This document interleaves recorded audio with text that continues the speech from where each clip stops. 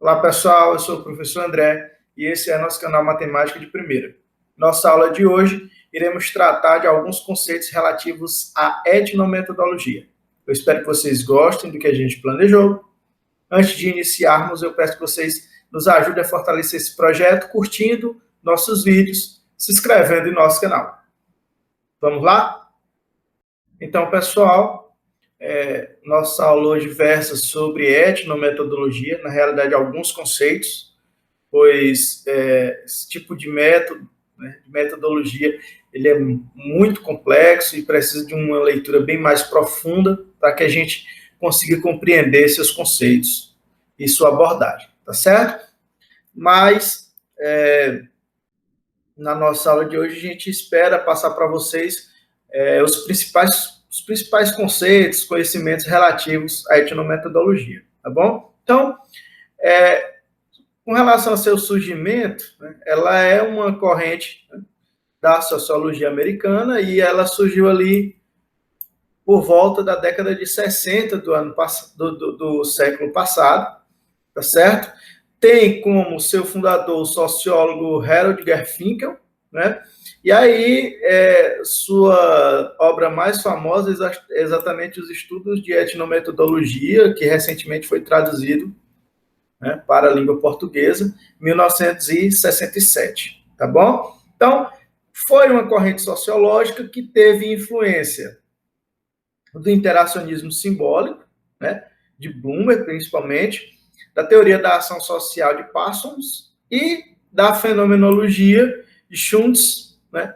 Então, vocês lembram que na aula anterior nós tratamos de tipos de pesquisa qualitativa e exatamente a etnometodologia ela entra dentro da abordagem fenomenológica, tá certo? Então, basicamente, esses são, digamos assim, os conceitos principais para que a gente entenda questões relativas ao surgimento dessa corrente da sociologia, tá?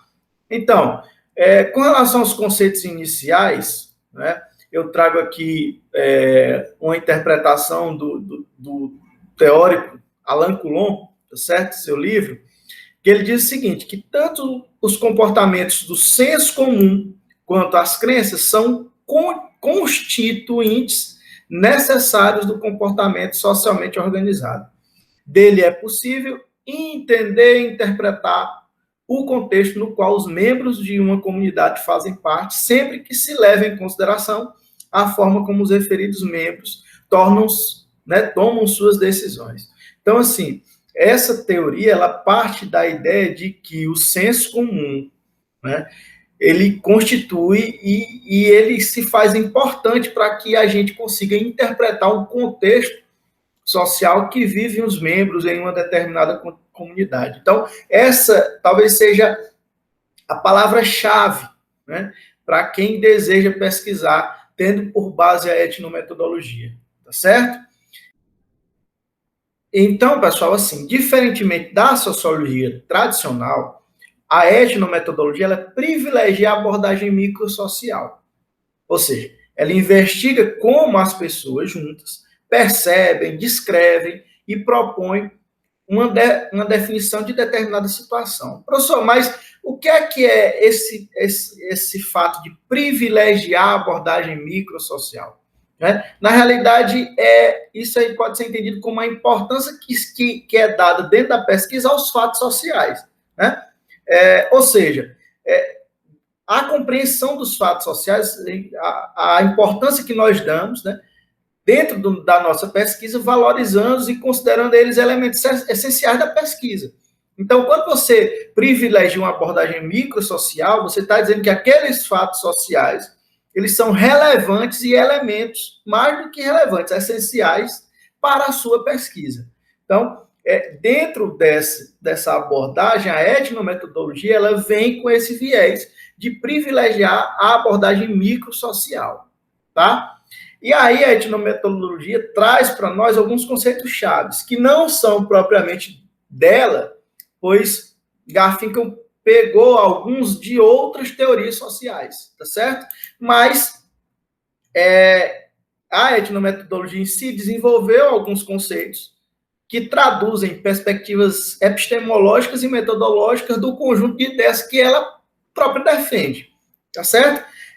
E aí, na sua obra, Garfinkel aponta 5 conceitos chaves: prática, indicialidade, reflexividade, accountability, que eu vou já explicar um pouco o que é, e noção de membro, tá certo? Bem, a prática. A prática como realização, né? E aí ela tem que ser entendida como realização, né? É o conceito da etnometodologia que tem a responsabilidade de tratar e estudar as atividades do dia a dia dos indivíduos e o modo como estes atribuem sentido a essas ações, tá certo? Então, é exatamente a responsabilidade, de acordo com Alain Coulon, que o pesquisador tem de, né, tratar e estudar as atividades do dia a dia. Não só a questão macro social, mas exatamente essas atividades do dia a dia do indivíduo, né? E de que forma isso atribui sentido às ações do indivíduo, certo? Na realidade, o que é que acontece? A prática, ela defende a ideia de que não são as leis que influenciam no comportamento, né? Mas é exatamente a reação do indivíduo em entender e em praticar aquilo que é proposto para ele, né? Ou seja, aquilo que ele pode transformar, enfim. Então, a prática visa exatamente saber lá na relação microsocial como é que o indivíduo se comporta diante de uma proposta de legislação, entendendo ele como um ser não passivo, mas sim como alguém que influencia exatamente na efetiva execução ou não, por exemplo, desse pedido. Eu trago para vocês, por exemplo, a história aqui, recentemente, a prefeitura decretou, né, lockdown nesse fim de semana, que eu estou gravando essa aula. Então, assim, necessariamente, essa lei, ela vai ser implementada para o indivíduo, né? Então, nós sabemos que não, porque nas relações microsociais, cabe ao indivíduo, na sua prática ou não, ele decide se essa legislação vai entrar em vigor ou não, por exemplo, né? Ele vai tornar prática ou não. Então, de fato, não é a lei que influencia o indivíduo, mas é o indivíduo que faz ou não essa lei, digamos assim, tem uma efetividade. Então, mas para a gente ter essa noção dentro da nossa pesquisa, nós precisamos utilizar o conceito-chave de prática como realização, que é um dos conceitos propostos na etnometodologia, certo? E aí vem a indicialidade. E aí, o que é a indicialidade? Então, assim, para a gente entender, eu trouxe aqui de forma indireta o pensamento de Alain Coulon, né? Quando ele diz que o mundo social é constituído de ações interacionais, que são desenvolvidas entre os atores sociais pelo uso da linguagem.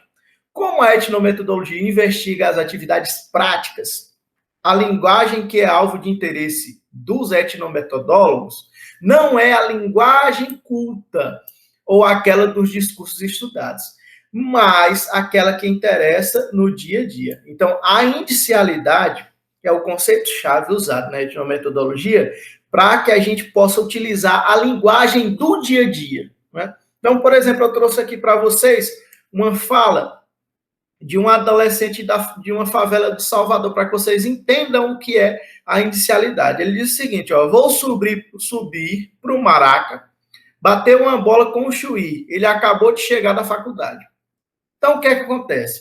Se nós formos, dentro da nossa pesquisa social, por exemplo, entender ou tentar entender essa fala desse jovem da favela de Salvador, e se nós formos levar para o pé da letra da linguagem culta, nós não vamos conseguir chegar a fundo, pois, por exemplo, o maraca é uma linguagem bem específica da favela de Salvador que eles dão ao campo de várzea que existe na comunidade. Pois bem, e aí, beleza, e aqui é o que eu chamo a atenção para vocês. Vai bater uma bola com o Chuí, certamente é um colega dele, pois ele acabou de chegar da faculdade, né? Então, bem, chegar da faculdade da gíria dessa comunidade de Salvador é exatamente aquele indivíduo que acabou de sair da prisão. Então vejam que aquela linguagem do dia a dia daquele determinado grupo social, se você não se utiliza dela, você não consegue compreender de fato qual é aquela questão social envolvida. Então, se nós formos levar só em consideração a linguagem culta, nós poderíamos até entender que esse Maraca era um campo de futebol, mas não sabemos se era uma quadra, onde era que estava, e certamente nós não entenderíamos que o fato do Chuí ter voltado da faculdade queria dizer que ele tinha acabado de sair da prisão.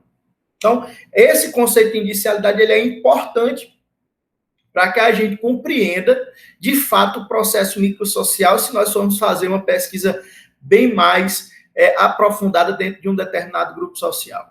Tá certo? Então, a indicialidade é o conceito-chave que nos remete ao uso da linguagem, né? Mas exatamente aquela linguagem feita no dia a dia, tá bom? E aí vem a reflexividade, né? E aí é interessante, pois é algo que conversa, dialoga com outras teorias, né? E aí é exatamente essa propriedade que os indivíduos exercem sobre os resultados das interações sociais e as influências que esses resultados geram na sociedade. Então, assim, ao mesmo tempo em que essas práticas elas constituem nos resultados da interação entre os membros, elas influenciam os componentes do grupo. Então, esse conceito de reflexividade, né, ele diz respeito exatamente à forma como esse indivíduo, ele pensa, né, ele exerce, e aí ele avalia os resultados das interações sociais. E isso tanto resulta na interação com os outros membros, como também influencia nos comportamentos do grupo. E isso é importante que seja levado em consideração, né? E aí, professor, e essa palavra britânica, accountability, né? Então, vocês vão já entender melhor. Então, para Garfinkel, o conceito de accountability, que indica a propriedade de relatabilidade, ou seja, numa tradução, não existe a tradução direta para o português, mas é como se esse conceito-chave ele indicasse a propriedade que o indivíduo tem de relatar, ou seja, de descrever de como eles se comunicam e tornam as atividades práticas racionais ou compartilháveis. Então, é essa forma com que o indivíduo ele tem, né, essa propriedade que ele tem de relatar. Tá certo? Então, com base no autor referido, no caso Alain Coulon, aprendemos que o conceito de accountability se define no modo como os indivíduos descrevem as suas ações e as ações da sociedade, que são provocadas a partir da reflexão, que é feita das ações realizadas por outros e das realizadas pelo próprio indivíduo. Então, é o fato, né? É o modo como o indivíduo descreve aquilo que está acontecendo dentro do seu meio, certo? Isso aí é accountability. Está muito relacionado com reflexividade, como foi dito aqui, tá certo? E, por fim, noção de membro, né? E a noção de membro na etnometodologia acontece a partir do compartilhamento dos saberes e processos construtivos que definem a identidade do grupo. Se tornar membro significa dominar a linguagem natural, estabelecer interações através da rede de significação que são materializadas por processos intencionais, compreender a realidade do contexto social sem a necessidade de grandes esforços racionais e as rotinas que eles são instituídas. Ou seja, esse é um dos conceitos que eu acho mais importante, um dos conceitos chaves. Pois se você se propõe a pesquisar sobre a etnometodologia, você tem que inexoravelmente aplicar o conceito-chave de noção de membro, pois sem se inserir no contexto, sem vivenciar aquele ambiente que você está pesquisando, você dificilmente vai conseguir compreender a realidade, né, sem usar esforços reflexivos, digamos assim, racionais. Então, esse conceito-chave ele é importante porque é a forma com que o pesquisador se insere dentro daquele espaço em que ele vai pesquisar. Tá certo, pessoal? Então, Nossa aula ela se encerra por hoje. Eu espero que vocês tenham gostado, né? Infelizmente, o tempo curto não nos permite nos aprofundar muito nos conceitos, mas eu acho que a partir dessa explanação vocês vão conseguir desenvolver, aqueles que queiram, né, pesquisa em etnometodologia, tá certo? Então, pessoal, por hoje é só. Um abraço a todos e bons estudos.